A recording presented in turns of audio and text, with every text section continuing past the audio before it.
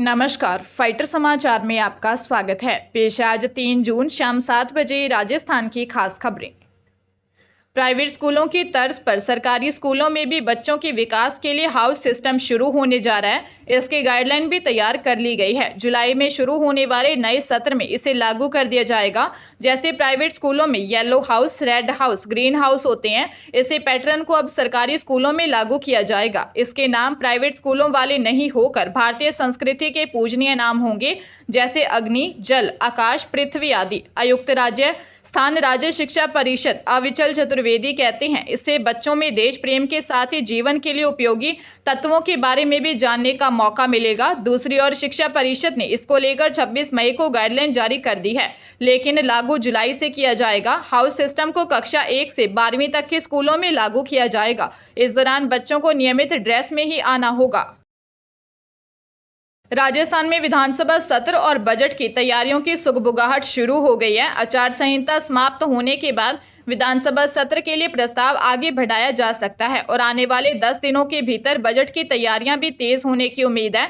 जानकारी में आया है कि विधानसभा सत्र के लिए विभाग स्तर पर तैयारी पूरी है। आचार संहिता के बाद प्रस्ताव मंजूरी के लिए उच्च स्तर पर भेजा जा सकता है। विधानसभा सत्र की तारीख भी उच्च स्तर पर तय होगी। हालांकि माना यह जा रहा है कि जुलाई के शुरुआत तक विधानसभा सत्र शुरू हो सकता है और जुलाई के दूसरे सप्ताह में बजट आने की संभावना है। बजट के लिए राज्य सरकार आमजन से सुझाव पहले ही मांग चुकी है और सुझाव आना शुरू भी हो चुके हैं। संभावना यह है कि 10 जून के आसपास वित्त मंत्री स्तर पर बजट को लेकर विभिन्न समूहों के साथ चर्चा का दौर शुरू हो सकता है।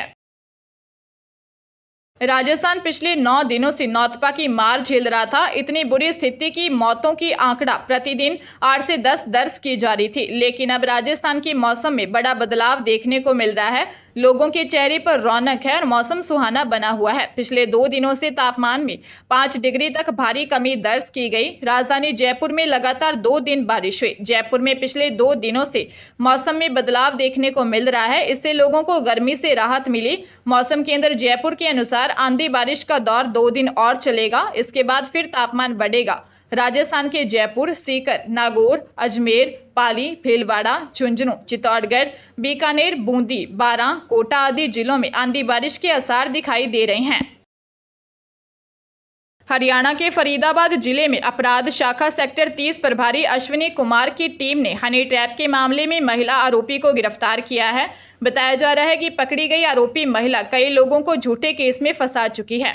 पुलिस महिला की तलाश काफी दिनों से कर रही थी। कमल सिंह ने दी शिकायत में बताया कि वह प्रॉपर्टी डीलर है। 2 मई को व्हाट्सएप कॉल के माध्यम से प्रॉपर्टी खरीदने के लिए आरोपी महिला का फोन आया, जिस पर पीड़ित ने बताया कि वह अपने ऑफिस सेक्टर 85 में मिलेगा। जिसके बाद आरोपी महिला शिकायतकर्ता के ऑफिस आई। आरोपी महिला ने कहा कि जो शिकायत मेट्रो हॉस्पिटल के खिलाफ आपने दे रखी है उसे वापस ले लो, नहीं तो आपको मेरा नाम पता है, दिशा गौतम है। मैंने पहले भी कई लोगों को अपना शिकार बनाया है और झूठे बलात्कार के मुकदमे में फंसाया है। आरोपी महिला ने बताया कि उसने पलवल में एक पुलिसकर्मी का क्या हाल किया है। वह आज तक अपनी ड्यूटी पर नहीं चढ़ पाया है, उसकी जमीन तक बिकवा दी है। महिला आरोपी पीड़ित से पैसे की डिमांड करने लगी। शिकायतकर्ता की शिकायत पर थाना खेड़ी पुल में झूठ बलात्कार के आरोप में फंसने व मारने की धमकी इत्यादि धाराओं में मुकदमा दर्ज कर तफ्तीश के दौरान आरोपी महिला को उससे गिरफ्तार किया है। राजधानी जयपुर में गरीबों को 2-2 हजार रुपए देकर उनके दस्तावेज से बैंक खाता खुलवाकर साइबर ठगी की रकम डलवाने वाले गिरोह का पर्दाफाश कर 5 जालसाजों राजेंद्र मीना, उसका भाई सुरेश मीना, लक्ष्य जैन निवासी जगतपुरा, योगी कृष्ण सोनी निवासी हाथोस और संदीप बागड़ा निवासी सोडाला को रामनगरिया थाना पुलिस ने गिरफ्तार किया है। पुलिस मुख्यालय की क्राइम ब्रांच की सूचना हुई। कार्रवाई में गिरोह के पास 733 फर्जी बैंक खातों की जानकारी मिली है।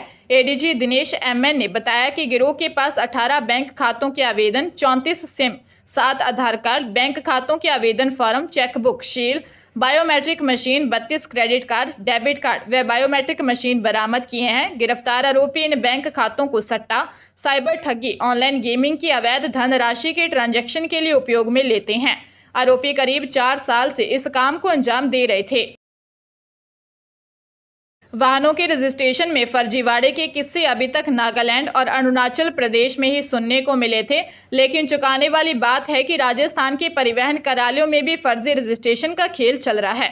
मामला IOCL के एक टेंडर से जुड़ा है। टेंडर में फायदा लेने के लिए बाड़मेर और दौसा परिवहन कार्यालयों में 10 टैंकरों का फर्जी तरीके से रजिस्ट्रेशन करवा लिया। देखने लायक बात है कि फर्जीवाड़े में वाहन निर्माता से लेकर डीलर और परिवहन अधिकारी तक शामिल हो गए। कंपनी से वाहन निकलने से फर्जीवाड़े की शुरुआत हुई और RTO में फर्जी तरीके से रजिस्ट्रेशन होने तक खेल चला। मामले की शिकायत मुख्य सचिव तक पहुंची। इसके बाद विभाग ने जांच शुरू की। जांच में बाड़मेर और दौसा RTO में वाहनों का फर्जी रजिस्ट्रेशन पाया गया। विभाग की ACS श्रेया गुहा ने बताया कि प्रकरण की जांच पूरी हो गई है। रिपोर्ट के आधार पर कार्रवाई की जाएगी।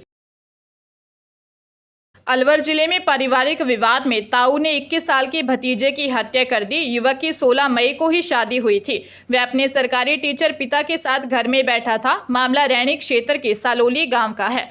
थाना प्रभारी प्रेमलता वर्मा ने बताया कि सालोली निवासी हेमंत कुमार सैनी ने दी रिपोर्ट में बताया कि उसके पिता 51 वर्षीय किशनलाल सैनी और भाई धर्मेंद्र कुमार सैनी घर के बाहर बैठे थे। इस दौरान पड़ोस में रहने वाले ताऊ किशन सैनी, ताई पप्पू देवी, उनका बेटा खेमराज और बहू गीता हाथों में हथियार लेकर आए और आते ही धर्मेंद्र और पिता पर हमला कर दिया। हमले में दोनों पिता पुत्र गंभीर घायल हो गए।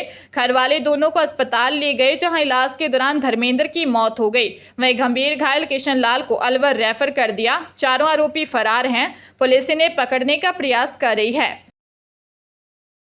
भरतपुर जिले में भरतपुर धौलपुर हाईवे पर गहनोली मोड़ के पास सड़क किनारे खड़े एक ट्रक से यात्रियों से भरी स्लीपर बस टकरा गई। दुर्घटना में बस में सवार 37 यात्री घायल हो गए, जिनमें से 2 यात्री गंभीर रूप से घायल हैं। सभी घायलों को एम्बुलेंस की मदद से RBM अस्पताल में भर्ती करवाया गया है। जिला कलेक्टर डॉक्टर अमित यादव ने खुद अस्पताल पहुंचकर घायलों का हालचाल जाना। गहनोली मोड़ थाना CHO उदयचंद मीणा ने बताया कि गांव जंगी नंगला के पास एक स्लीपर बस रोड के साइड में खड़े ट्रक से टकरा गई। दुर्घटना में बस में सवार करीब 37 व्यक्ति घायल हो गए, जिन्हें एम्बुलेंस से RBM अस्पताल भरतपुर में भर्ती करवाया। 2 यात्रियों की हालत गंभीर है, जिन्हें सर्जिकल ICU में रखा गया है। सभी घायलों का उपचार चल रहा है। बस मध्य प्रदेश के ग्वालियर से आ रही थी और जयपुर अजमेर जा रही थी। राजधानी जयपुर के निवारू से मंगलम सिटी जाने वाले मार्ग पर महिला का शव मिलने से सनसनी फैल गई। सूचना पर करधनी थाना पुलिस मौके पर पहुंची और FSL टीम व डॉग स्क्वाड टीम को मौके पर बुलाया। घटनास्थल पर FSL टीम ने साक्ष्य जुटाए। इसके बाद शव को शिनाख्त और पोस्टमार्टम के लिए कामटिया हॉस्पिटल के मुर्दा घर में भिजवाया। DCP अमित कुमार ने बताया कि महिला की उम्र करीब 40 वर्ष है और उसके बाएं हाथ पर मेहंदी लगी है, जबकि दाहिने हाथ की कलाई पर अंग्रेजी में SJ लिखा है। महिला की हत्या कहीं दूसरी जगह की गई है और हत्यारे शव यहां पटक गए। मृतका की शिनाख्त के लिए प्रदेश के सभी थाना पुलिस से गुमशुदा होने वाली महिलाओं के संबंध में जानकारी मांगी है। पुलिस मामले की गहनता से जांच कर रही है। बाड़मेर से एक दिल दहला देने वाली घटना सामने आई है। मां ने अपने 4 बच्चों की ही हत्या कर दी और वह खुद भी गंभीर घायल हो गई। घटना की सूचना मिलते ही पुलिस मौके पर पहुंची।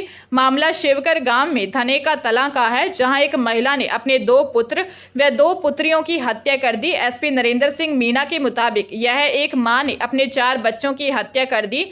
मामले में घटना का कारण सास बहू के बीच झगड़ा बताया जा रहा है। 35 साल की हेमी देवी ने 9 वर्षीय पुत्री संजू, 11 वर्षीय मंजू, 7 वर्षीय पुत्र करण व 5 वर्षीय दिनेश की हत्या कर दी। फिलहाल पुलिस जांच में जुटी है।